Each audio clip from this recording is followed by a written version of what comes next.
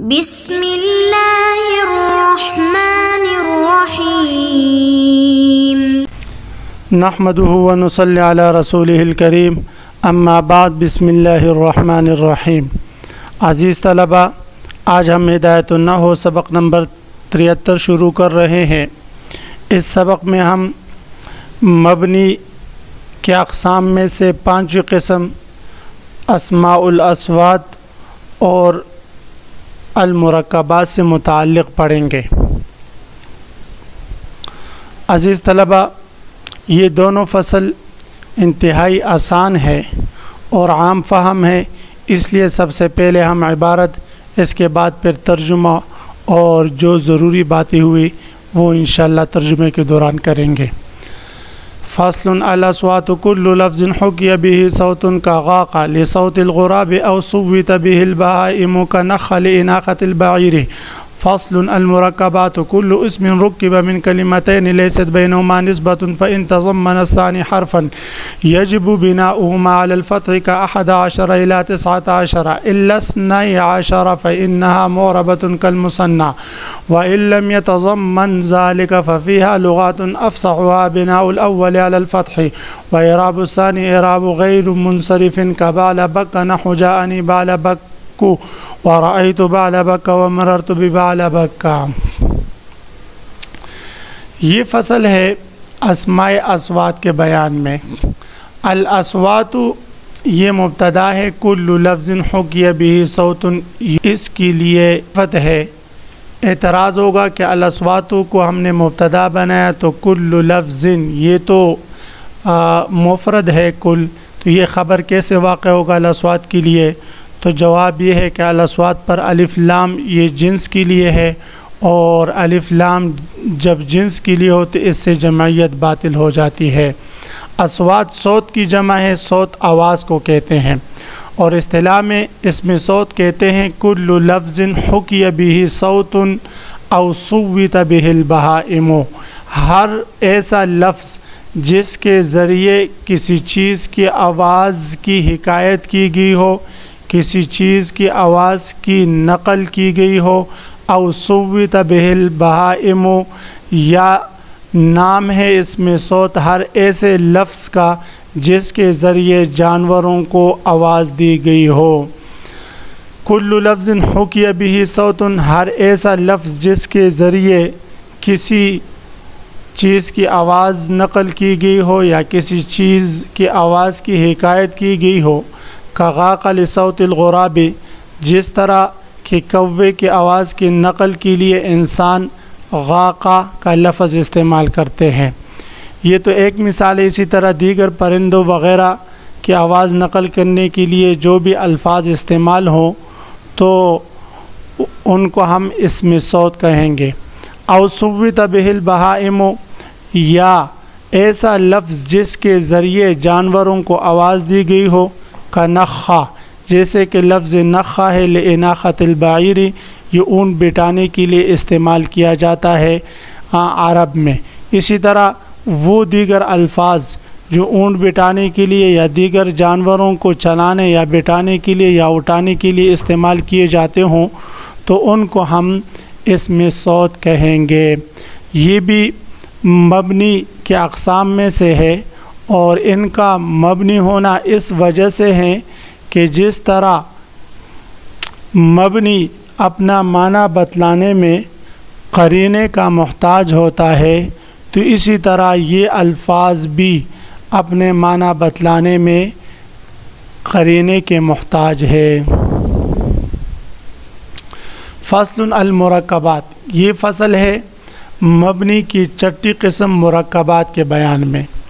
یہاں پر بھی المرکبات یہ مبتدا ہے، کل اسم رکب من کلمتین، یہ اس کے لیے خبر ہے، اور اعتراض وہی واقع ہوگا کہ مرکبات جمع اور کل مفرد، تو جواب یہ ہے کہ المرکبات پر الف لام جنسیت کے لیے اور اس نے اس کی جمعیت باطل کر دی، تو المرکبات المرکب کل اسم کے معنی میں ہوا۔ مرکبات ہر ایسا اسم رکب من کلمتین جن کو جوڑا گیا ہو 2 کلموں سے، لیست بینہما نسبۃ، ایسے دو کلموں سے لیست بینہما نسبت جن دو کلموں کے درمیان کسی قسم کی نسبت نہ ہو. لیست بینہما نسبت، یہ جملہ کلمتین سے صفت واقع ہے، تو ترجمہ ہوگا مرکب ہر ایسا اسم ہے رکب من کلمتین جس کو جوڑا گیا ہو ایسے دو کلموں سے، لیست بینہما نسبت جن کے دو کلموں کے درمیان کسی قسم کی نسبت نہ ہو، نہ نسبت اسنادی ہو نہ نسبت اضافی ہو. جیسے تعبت شر، تو اب یہاں پر تعبت شر کو بغل میں چھپایا. یہاں پر تعبت شر یہ نام بنا ہے ایک عرب کے ایک شاعر کا، لیکن اس نام بننے کی ایک خاص نسبت ہے. نام بننے سے پہلے ان دو کلموں کے درمیان خاص نسبت تھی کہ اس نے کوئی چھری وغیرہ بغل میں چھپائی تھی، یا ایک روایت میں ہے کہ وہ سانپ وغیرہ لکڑیوں میں چھپا کر لا کر گھر میں اس نے رکھ دیا تھا. تو پھر بعد میں جب ان کی بہن نے دیکھا تو کہا کہ تعبت شرت، اس نے تو اس میں شر کو چھپایا ہے. اور یا یہ ہے کہ اس نے چھری کو بغل میں رکھا تھا چھپا کر، اور تو اس سے اس کا نام تعبت شر پڑا کہ اس نے شر کو بغل میں چھپایا ہے.